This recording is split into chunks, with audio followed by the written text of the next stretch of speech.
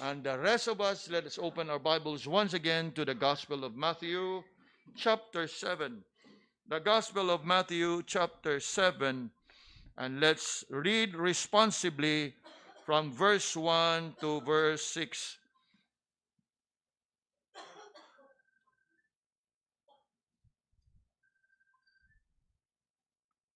Kadali sa ato sang huwaton o kinsay nakakuan ana nga cellphone kay haron we can read. Matthew chapter 7, let's read responsibly verse 1 up until verse 6. I shall begin. Judge not, that ye be not judged.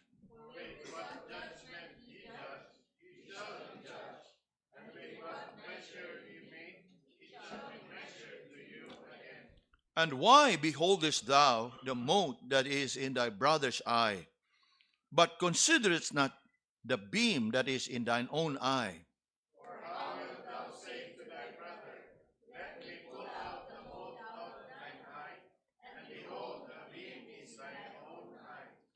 Thou hypocrite, first cast out the beam out of thine own eye, and then shalt thou see clearly to cast out the mote out of thy brother's eye. Give not that which is holy unto the dogs, neither cast ye your pearls before swine, lest they trample them under their feet, and turn again and rend you. Ang Ginoo magapanalangin kanato sa ato ang pagbasa sa iya nga pulong. Last Sunday, we have started to look at this passage and have learned first and foremost that this prohibition that we have here is not absolute.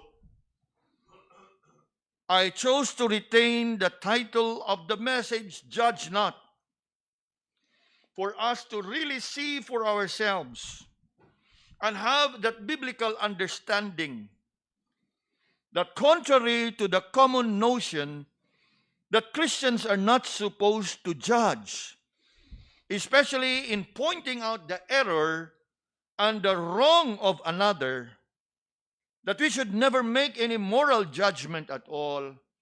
I hope nga we have established ourselves, even in last Sunday's message, that this is not about that absolute prohibition of judging.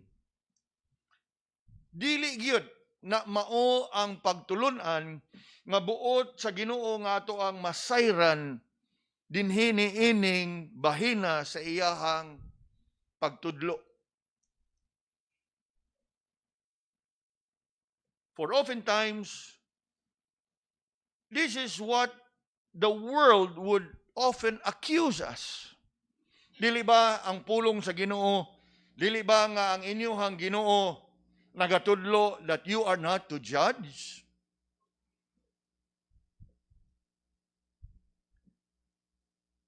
As we have learned last Sunday, this teaching of the Lord has often been misinterpreted, has often been misunderstood, and has always been misapplied. When the Lord here said, judge not, He does not prohibit making moral judgment. That is, to discern between right and wrong. That is, to discern and make judgment as to whether the person is doing that which is right or doing which is not acceptable unto God. What the Lord forbids here in this passage is making rash, quick, shallow, censorious, and unjust judgment. This is against critical, judgmental spirit. Ug mao na siya bawal sa atong Ginoo. Having a critical and judgmental spirit, condemning people with a holier than thou attitude. And I hope nga ato gini siyang masabtan. Kay usahay kita bisan tuod og nahibawta nga sayop og sayop. Anye murag kita pod murag mubati taghadlok adili anda mo judge oy. As if to make a judgment is, if I can use the term, is a grievous sin. You know, mga kaigsunan, if you will not be able to judge, sa ato pa, maglisod kag diparar. Naglisod ka pag-distinguish og maayo ba og dili. And you know what it means? If you are not able to really judge between right and wrong, without you saying it, you are likewise not able to judge kung maayo ba ang usa ka butang o dili.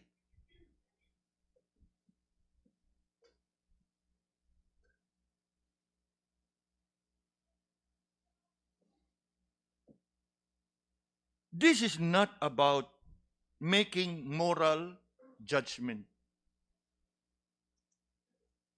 What is this all about is making a censorious and a just judgment. We have touched on it ni adtong milabay nga semana. Apan as we carry on, kay gani as I look back and I review my message ni atong Domingo, I realized that I have expounded only, I was saying that we can expound verse 1 and verse 2, but as I go back and I go through and listen and review the message, I realized that I have spent mainly on verse 1, dealing on that main point, the command that is given. But niining kabuntagon ato ang padayonon, from looking at the command that was given last week, let's move on to consider the command now being explained. So last week we have looked at the command given or the command expressed. Let's carry on to consider the command explained.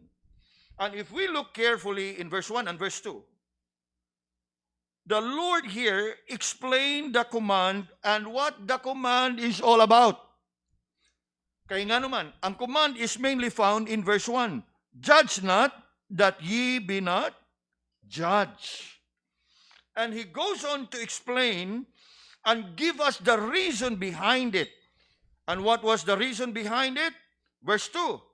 For with what judgment ye judge, ye shall be judged. And with what measure you meet, it shall be measured to you again.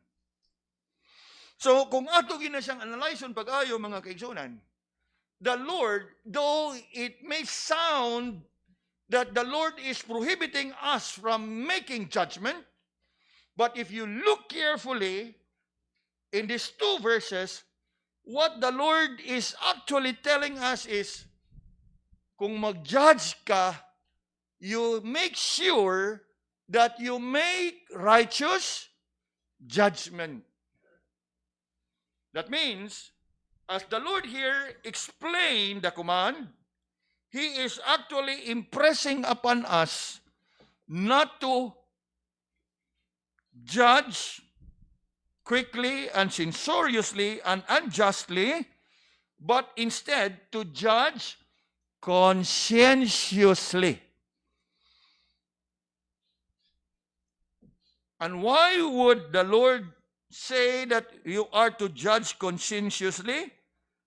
For obviously, in the same manner that you judge others, you would also be judged by the same standard.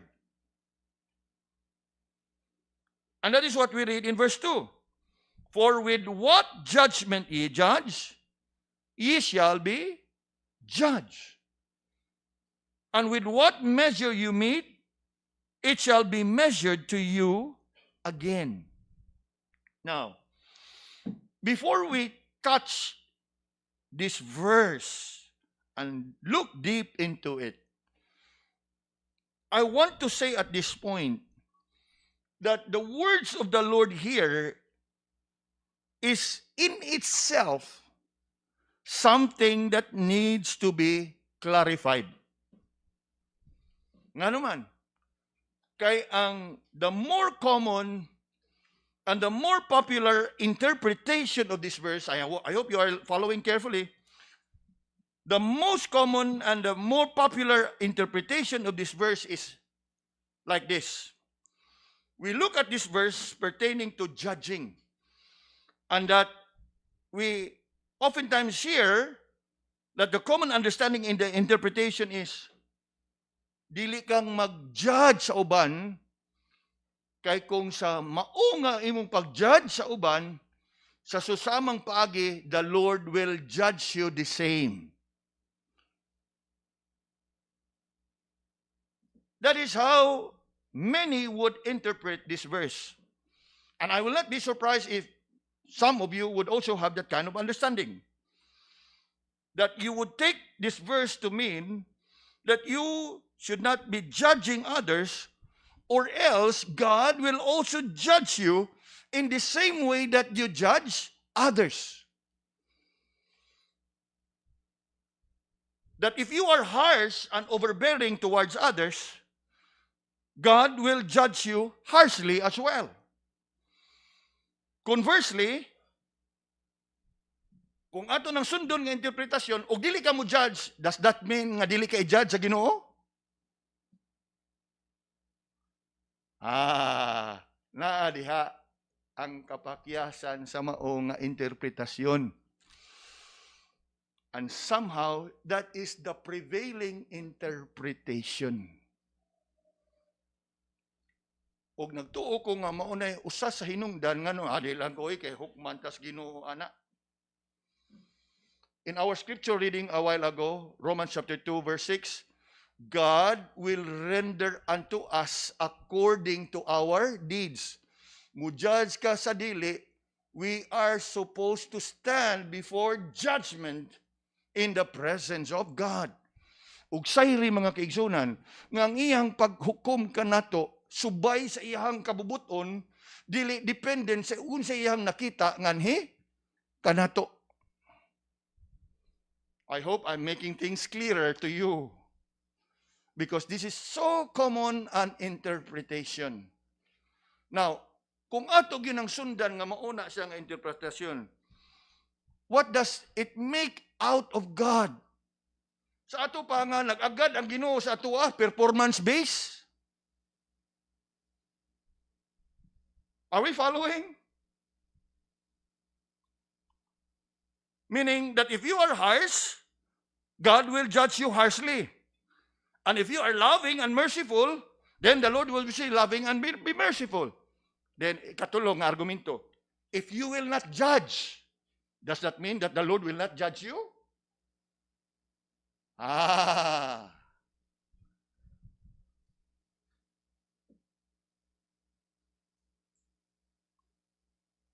Remember that God is sovereign and righteous.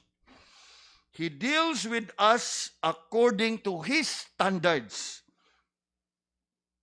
If we are to follow that kind of interpretation, it would sound as if God is dependent on our actions.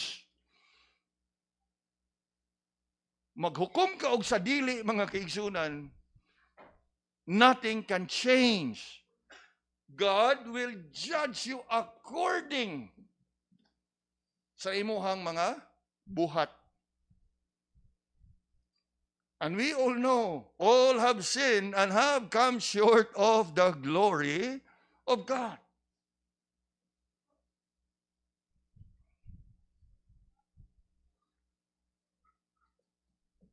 While it sounds good, after all, mahadlok ka sa pagbuhat sa ingon, kay basin og mao po'y pagabuhaton sa Ginoo diha kanimo.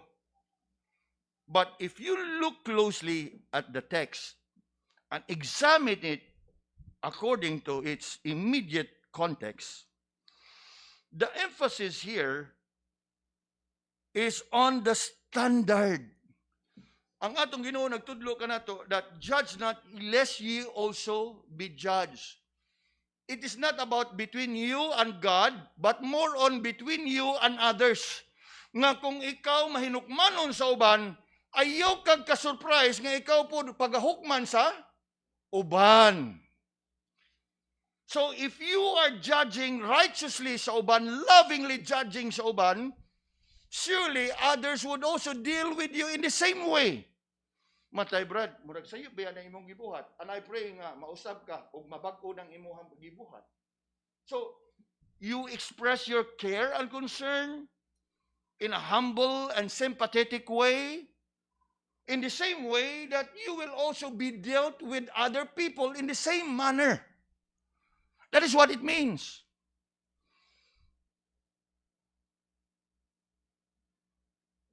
And that is where that common expression comes in. Mag-amping ta sa atong isulti, sahi baya o kita po'y you know, right? That's it.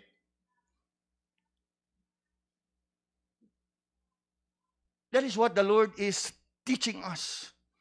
You don't be harsh, you don't be condemning, you don't be self-righteous. Nga og na kay makita nga man sa og hugaw sa uban, murag ikaw na gyud pinakabalaan sa tanan. That's the point. When the time so come, nga ikaw na po'y masugamak, what? Ganahan ka nga ang other people would sympathize on you. Di ba tinod?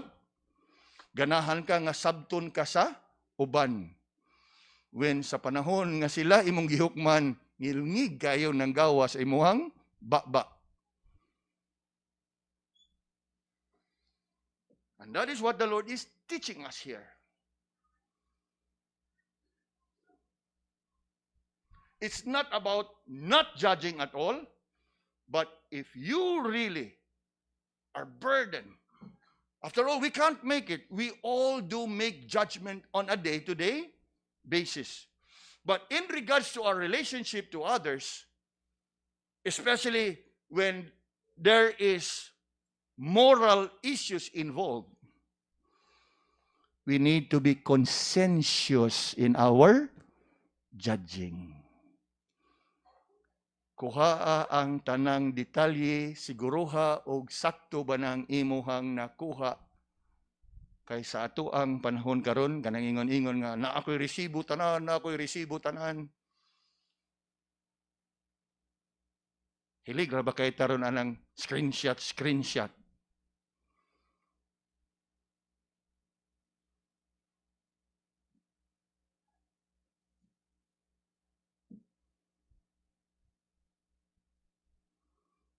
Judge conscientiously.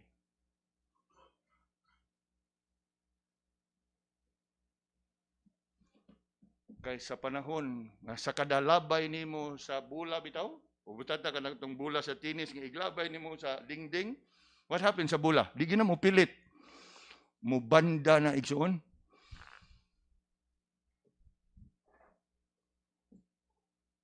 And that is what the Lord is teaching us. Don't be quick. Don't be harsh. But be what? Conscientious.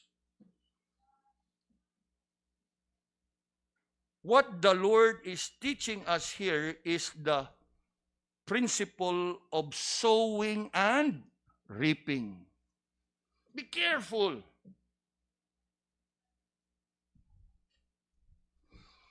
God is issuing a warning, reminding us of the principle of reciprocity. Reciprocity in a way nga naaginay balik.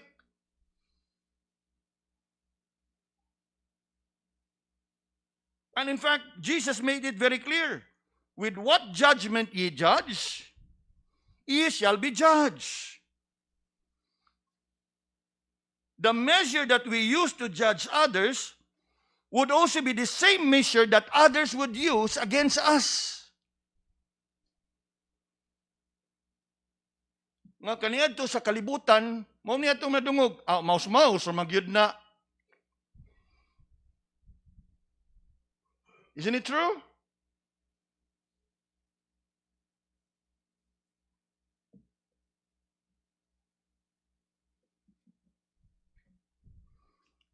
And what the Lord is teaching us here is we must have a careful self-examination and humility, urging us to be conscientious and be careful in what judgment that we mete out on others.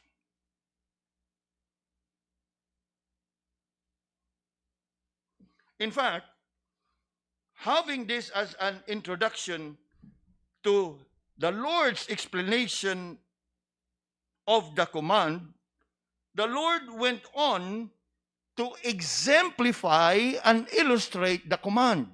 Okay?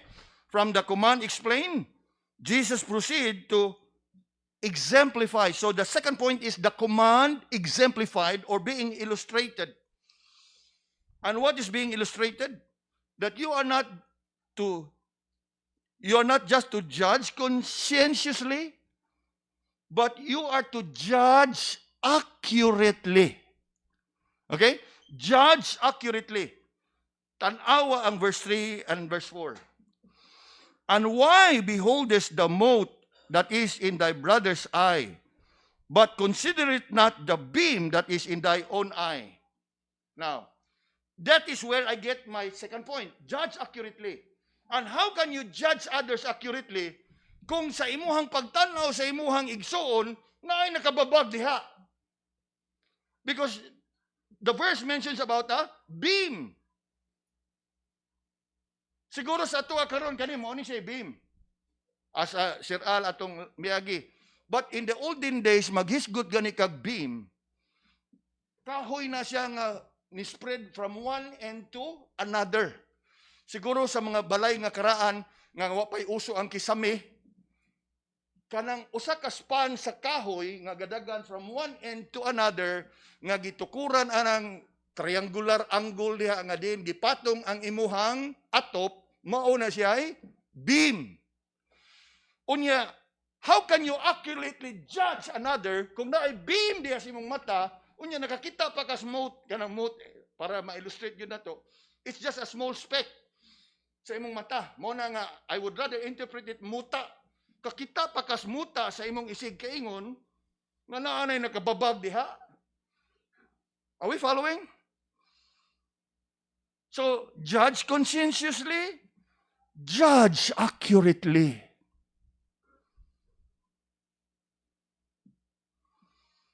And look at what Jesus illustrated, how Jesus illustrated. May sa kano, makakita pa kas hugaw sa mata sa imuhang isig kaingon, nga na may dako kayo nga babag diha sa imong kaugalingong mata. And isn't it true? Dali kay tang makahukom sa atong isig kaingon, nga wa kita kapanamin sa tuang kaugalingon.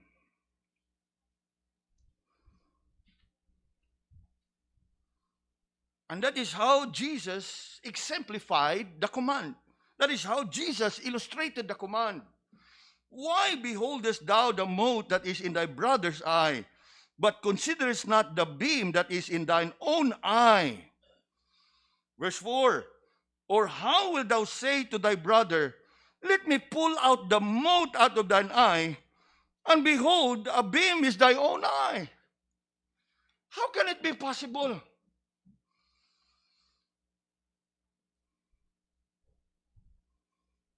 That is why what Jesus is teaching us here is, yes, judge conscientiously and you judge accurately. Especially if we are in the same household of faith. Na ay pinasaylo ay naa. But once may ana na gani sensitive nga mga issue, marag, it takes time. Only by the grace of God na marisolbar na siya.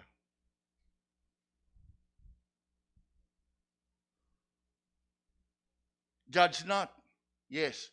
Judge not harshly. Judge not condemningly. Judge not self-righteously. Judge not as holier than thou.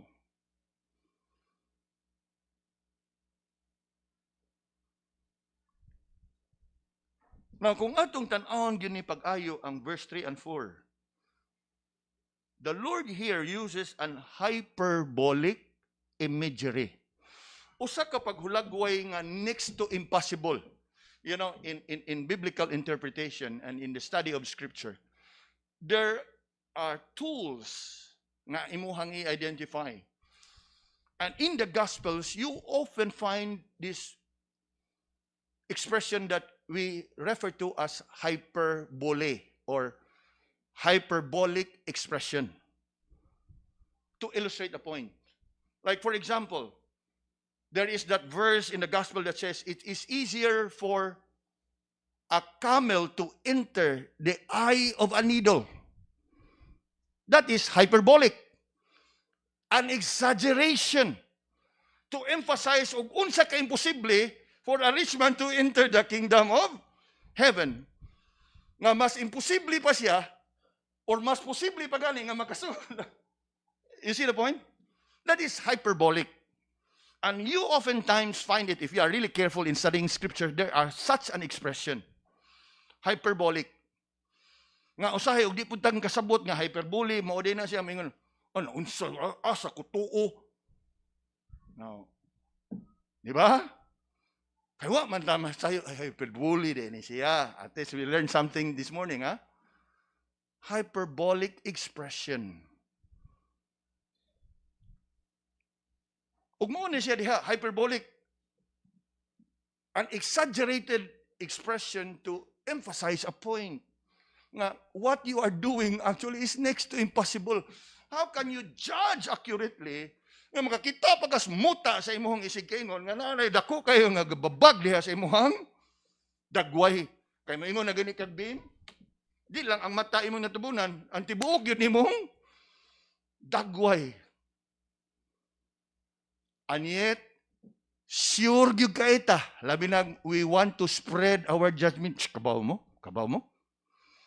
Murag siguro gyud ka ita sa detalye sa tanan nga ato nang gihukman ang atong isig kaingon.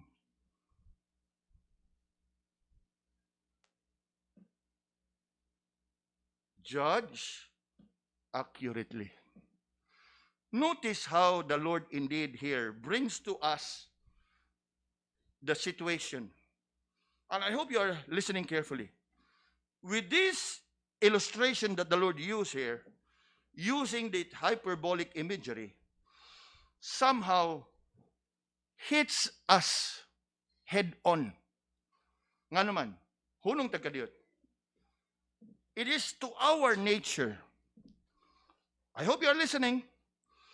It is to our nature, our natural tendency to do what? Listen. We are too quick to examine other people's life, failing to examine ourselves. Ako nga sabon? We are too quick to examine other people's life, failing to examine our own. That is one nga itong makuha diha in this hyperbolic. How dare you look at others' eye? Makita pa nimo ang iyang muta. Wa gani ka kabantay nga naa na kay dako gayong haligi diha sa imong kaugalingon. We are too quick to examine other people's life, failing to examine ourselves. Ikaduha, we are too quick to see other people's flaws. Flaws simply means ang ilang mga kapakyasan, ang ilang mga kasaypanan, failing to see our own.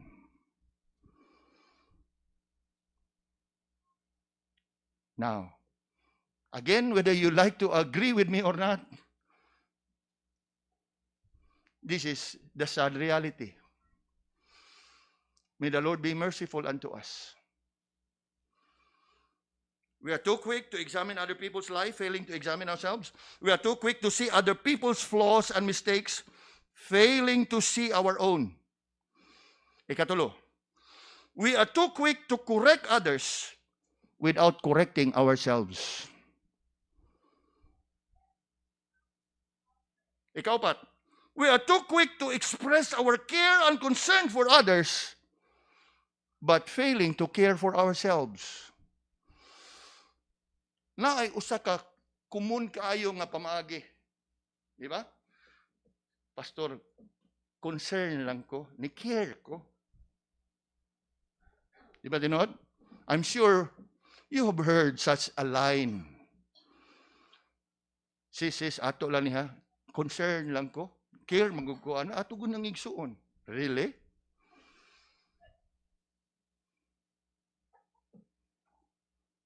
What does the Bible teach us? If you had an issue with a person, go and see the person. Isn't it true?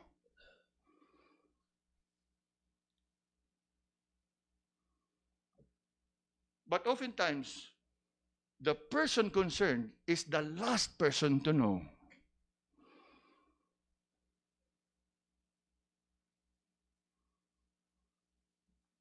In the guise of what? Mone gihulagway sa itong Ginoo diha. Let me take the mote out of your eye. We're too quick to express care and concern for others, when first and foremost, you have failed to care for yourself. O kakita, dako na nilang slab na si mga tubangan, kakita uroy ka dito sa muta, spikas. Ikalima, we are quick to condemn others, not realizing that we are also guilty of the same. I'm sure, kadungog ta na, ano, uroy, ang ni-comment. Baya ang nanaway.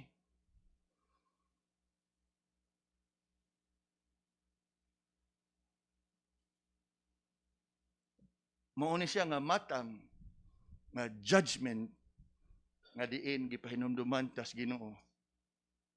Judge not, lest ye be judged.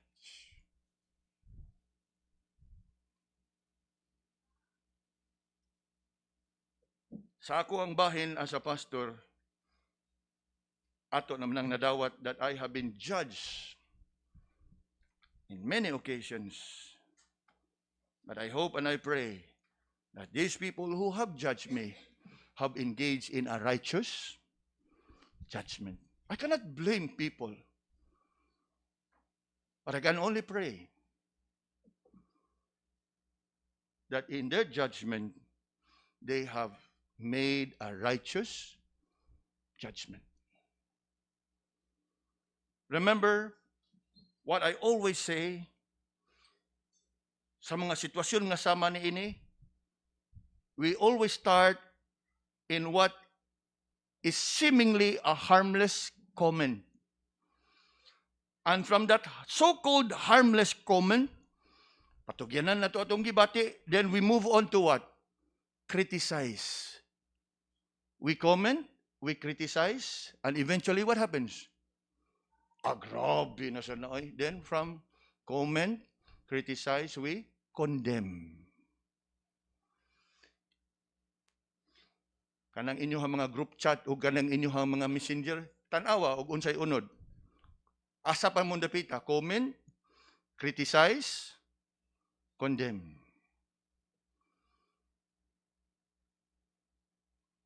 Or better yet, examine your heart. What is it that you are having? A critical spirit? A condemning spirit? Or a heart that is full of compassion?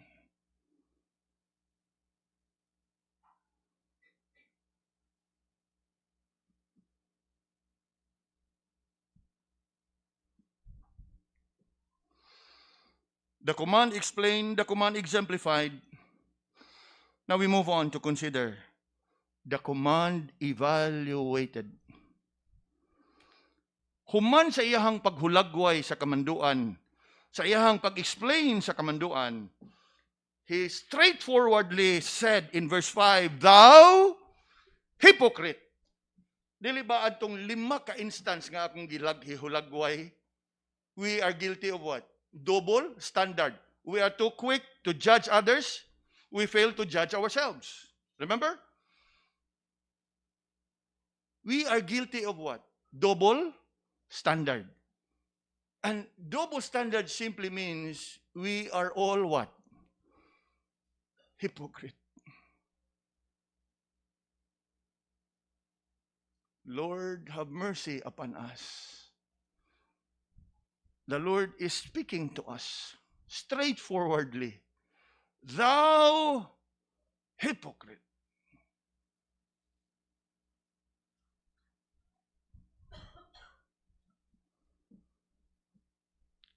And what does the Lord teaches us here? If you really can't help to judge others, firstly, you must judge yourself. That is what the Lord is saying in verse 5. Look at verse 5 again. Thou hypocrite, first cast out the beam out of thine own eye, and then shalt thou see clearly to cast out the mote out of thy brother's eye. Gani, dili lang ni nga unaha sa og tanaw imong kaugalingon. It's more about judging yourself accurately even more. Kaya nga naman, kay kung na kay nakita nga gamay nga hugaw sa imong isig kaingon, tanawa ug unsa kadako ang imong hugaw. Nakita nimo ang mote sa mata sa imong silingan? Uwa ka kikita sa dakong haligi nga naa sa imong atubangan?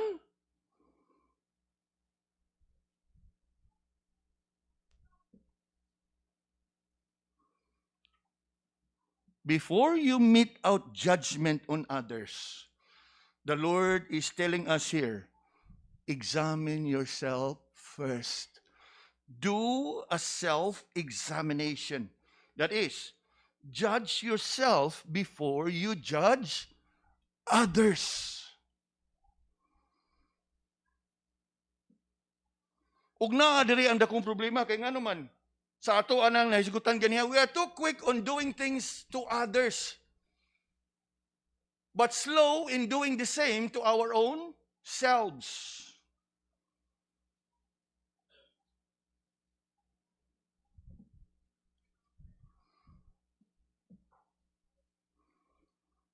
That the Lord, evaluating this command and qualifying this command, makes it clear to us, before you go and judge others, judge yourself first.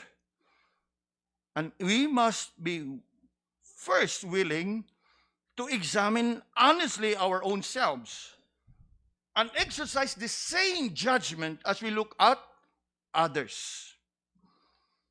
Nga kung ato bang lantahon pag-ayo, in fact, daw murag katawanan kaayo nga paghulagway ang gigamit sa atong Ginoo, di ba?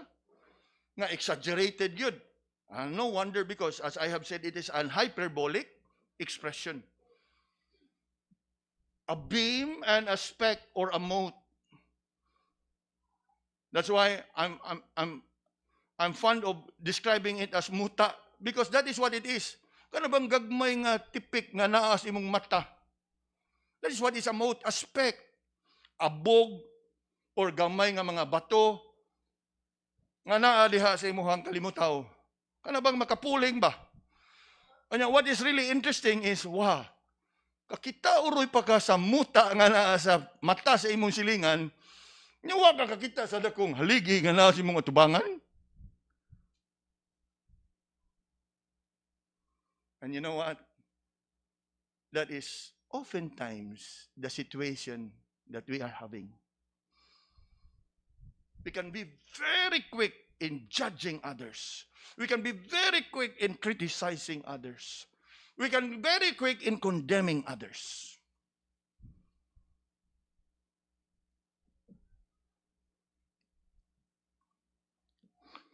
Nga kung ato gintunan pag-ayo ni siya mga igsoon, you know where the problem lies?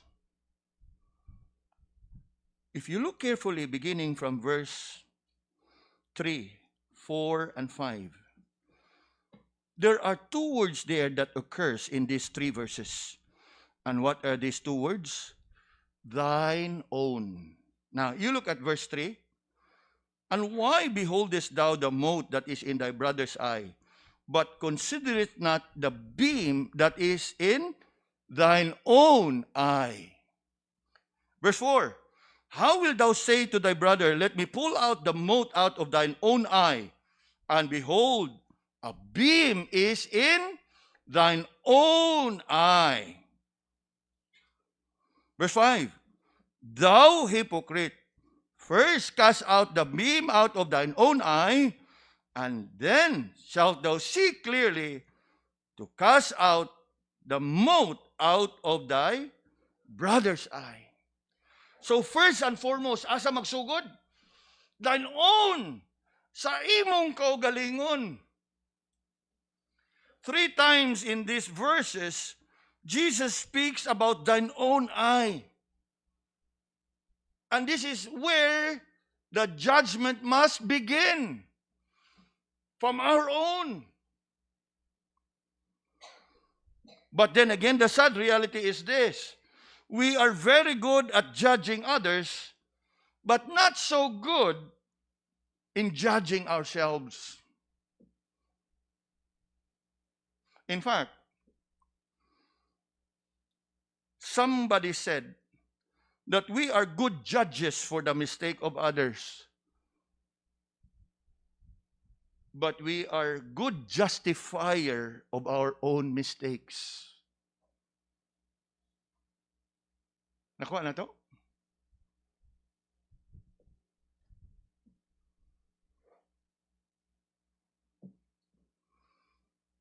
The point is, we can be insensitive.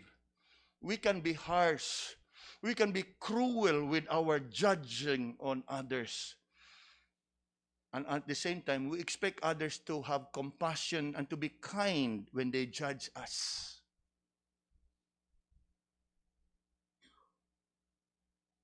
Remember what Jesus said in verse 2? For with what judgment ye judge, ye shall be judged.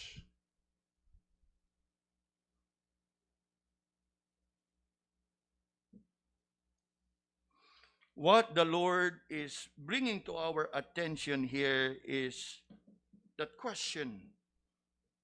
While you are quick to find fault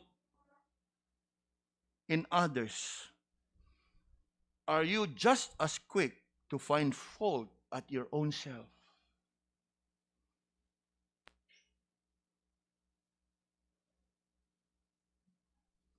Self-examination. Putting it another way, Jesus is telling us, judge yourself first. Before you go and judge others, judge yourself first. When you ignore your own sins and you concentrate on the sins of others, you will develop that harsh, critical, judgmental spirit. And that is what Jesus forbids in this passage. And you know what? It is only when you are aware and conscious of your own sins that you be able to judge accurately and even lovingly others. Again, this is not about not judging at all, but rather to be able to judge conscientiously and to judge accurately. Nga sa diha nga nakita nimo nga ikaw pod at some point of time nahog napangdol ka sa maong kaluyahon ug maong pagpakasala, you can even become an effective tool in the hands of God. Nga sa imuhang pagduol, Brad, kakita ko sa imong gihimo, you know what?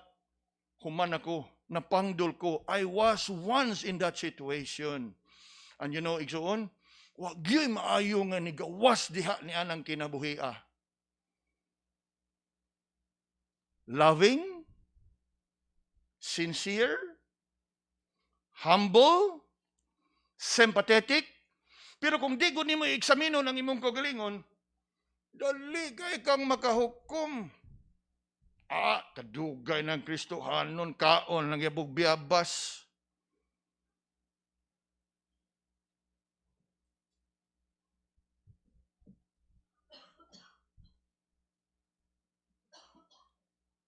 Yes, that's what the Lord is teaching us here.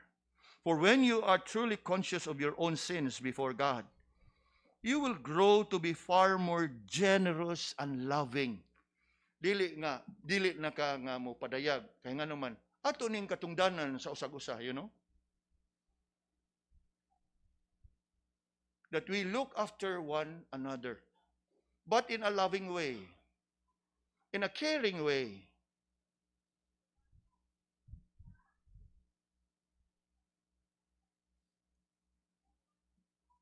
Although, sad as it is, our natural tendency is to magnify the faults of others and to minimize our own.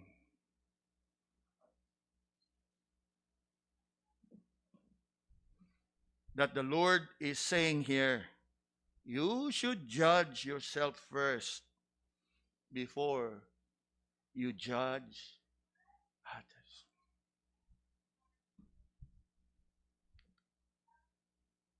Another reason that we can think of why Jesus here calls us to examine ourselves first is this. When you fail to examine yourself, fail to judge yourself first, you become a hypocrite. It is indeed hypocritical to judge others, especially of the same fault, especially of the same flaws, especially of the same mistake that you also are having. In other words, you are guilty of double standard.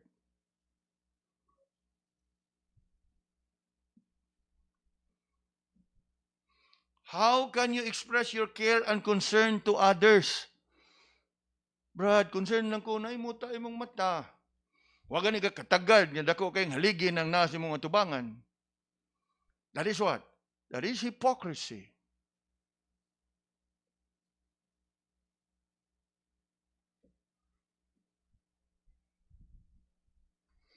And you know what?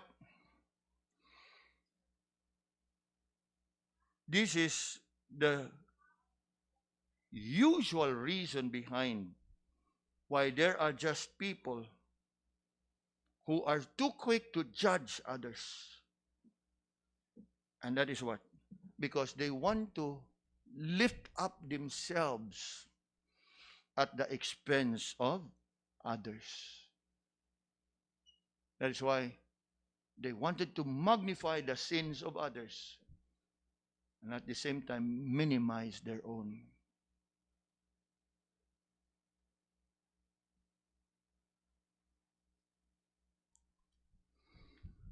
Mo kana nga the Lord is bringing this to our attention in order for us to do a self-examination. Nga naman, ikatulo, when you are able to examine yourself, you are now better enabled to help others. Kung itugot man, granted nga nakita nimo ang muta sa imuhang igsuon bisan pa man og naay dako kayong haligi, kuha ang haligi nga nagbabag nimo and see clearly og naa bagay muta ang imuhang. Are we following? So that means judge yourself first, because in judging yourself first, you are now better equipped to help others and to judge not according to appearance, but to judge righteous judgment. Matay, brad, akong pagtanaw, gani habib gina kong hugaw. Pagtutok giday, aw, manday na, brad. Sorry kayo, ha? Now, I'm just citing an example. Atong subayon ning gigamit nga ilustrasyon sa atong Ginoo, matay murag na hugo yung mata. And if you do self-examination nga imong gitangtang ang imong hugaw, you can see clearly, right? Matay brad, sorry kayo. Abi ba na ako og muta? Abi ba na ako og hugaw? Og dili unsa pay pwede nga makita nato diha? Birthmark man day na brad. Or sometimes ka nang gitawag nato hematoma.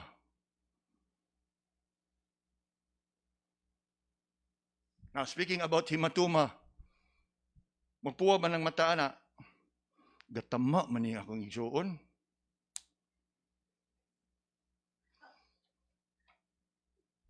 Di ba nangatawa mo?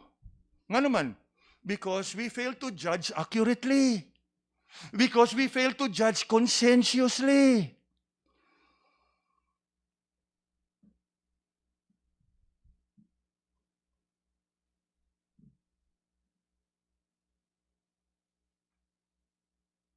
True. Gani mga kaigsunan, sa atuang ko galingon, I hope that we all will be humbled in ourselves kay nganuman. At some point, we are all guilty.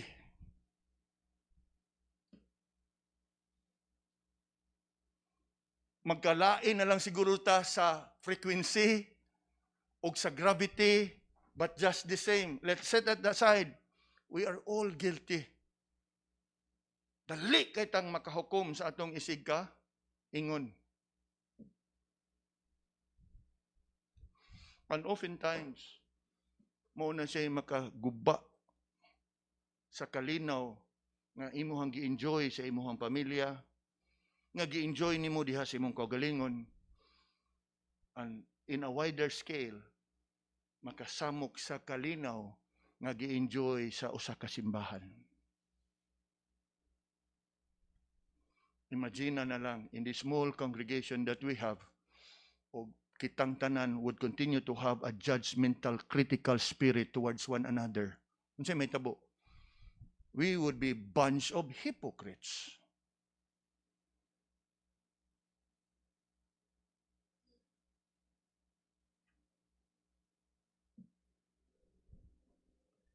Nga sa ato ang pagtuon niini, even as I consider this message,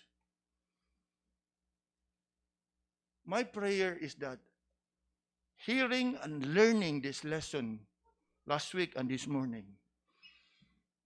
may each one of us be humble in our hearts. Kaya nga naman, at some point, we have sinned against God by falsely accusing, judging with a critical spirit one another. Unya, og magpirmi ta na igsoon, ang imong kasing-kasing will never be right with God. Remember what Jesus taught in another part of the gospel? If you want to offer something unto the Lord, what did he say? Leave your offering in the altar and go and settle your issue with your brother.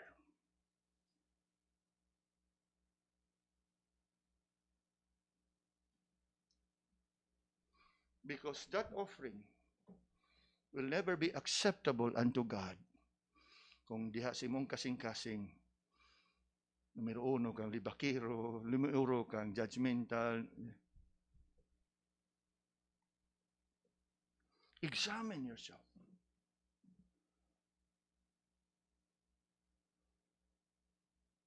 So, the Lord is teaching us here, judge conscientiously, judge accurately, last, judge righteously.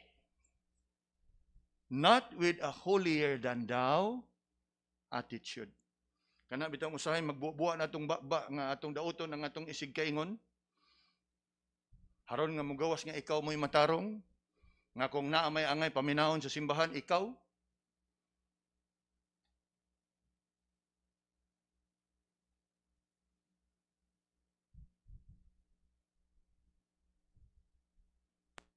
Judge conscientiously.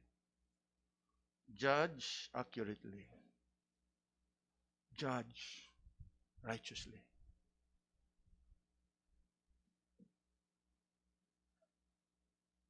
For it is in that nga ang Ginoo padayon nga mahimaya sa tagsa-tagsa nato ka mga kinabuhi. Last verse.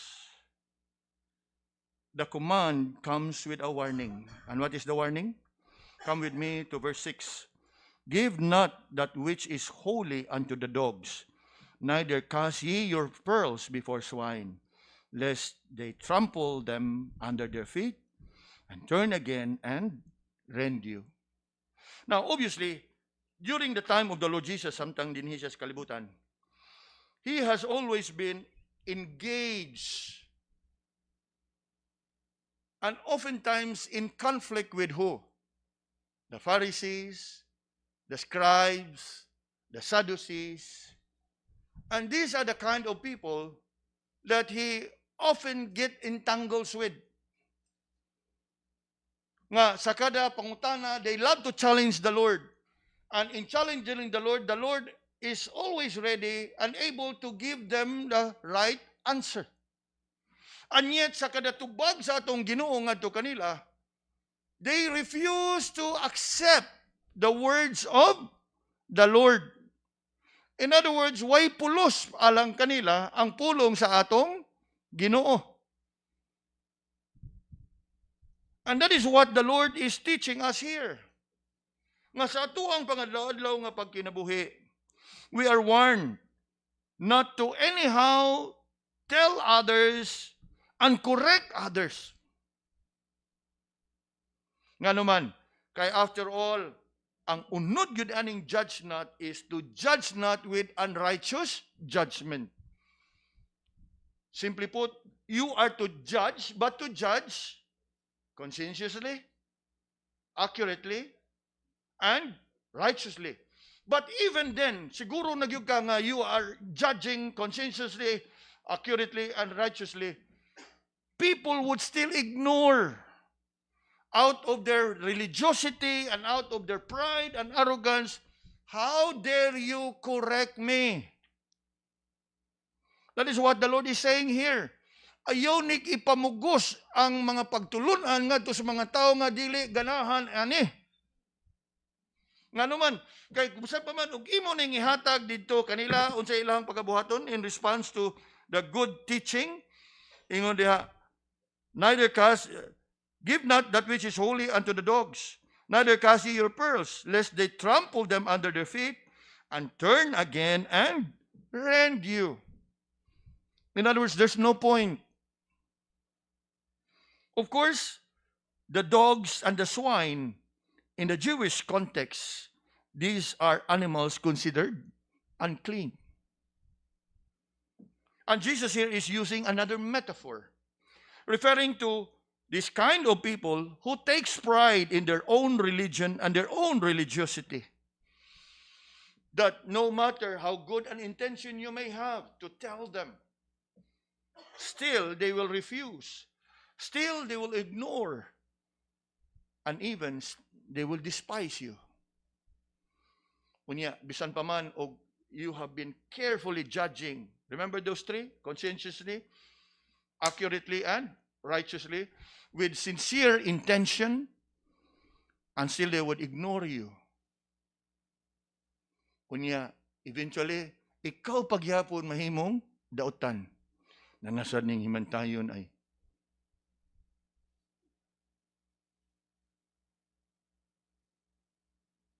mo kana nga the Lord warns us, give not thou which is holy unto the dogs, neither cast ye your pearls before swine, lest they trample them under their feet, and turn again and rend you. In fact, there is wisdom to it. Even in the ministry of the word, while we are to go into all the world and preach the gospel, there is wisdom in not engaging those people who are not interested. We are not to offer things that are holy to people who treat the gospel and the Lord with contempt. We continue to pray for them. We continue to extend kindness unto them and live our Christian witness and testimony before them. But there's no point of engaging them even more. In fact, a familiar verse in the Gospels, when the Lord sent his disciples 2 by 2, he has this warning in Matthew chapter 10 and verse 14. Whosoever shall not receive you, nor hear your words, when ye depart out of that house or city, shake off the dust of your feet. In other words, ayaw ipamugos. Now, later on in the afternoon, we go evangelism. Ugnay mo dawat, praise God. Pero agkatong dili mo dawat, sige lang, thank you. Usahay, I can understand nga ganahan kita nga basaha, brad, kay makaluwas na nimo. Unya, in the end, what? Dawaton out of respect, ilabay lang gyapon dito. No point. Kung balibaran, go and find another.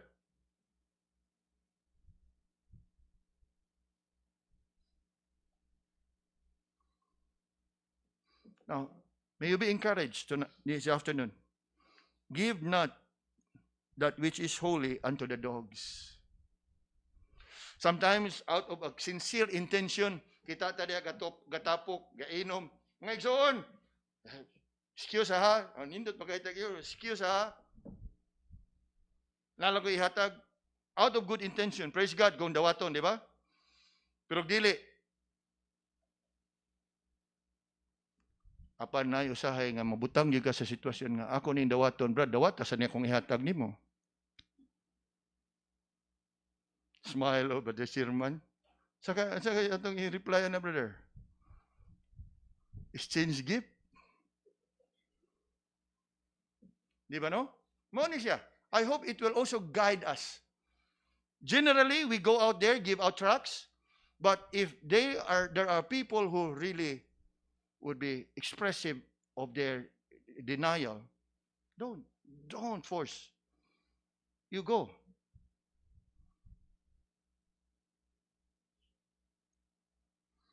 The same warning we find here.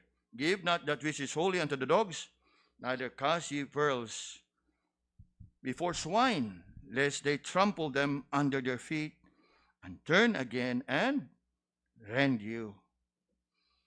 Having gone through this passage this morning, mga kaigsunan, I hope that we have been established in this truth. Firstly, that it is not true that Jesus is teaching us not to judge, but instead, the Lord is teaching us to judge, but to judge conscientiously, accurately, and righteously. Judge not by appearance, but judge righteously. Christians, believers must judge, but we must do it rightly. We must do it humbly, with care and discernment, even that self-examination to evaluate ourselves as we seek to confront sin in others with humility and meekness. And it is my prayer, mga kaigsunan, nga kitang tanan na enlighten ni ini nga kamatuoran, ni ini nga pagtulunan, nga ato nga gidungog ni ining kabuntagon.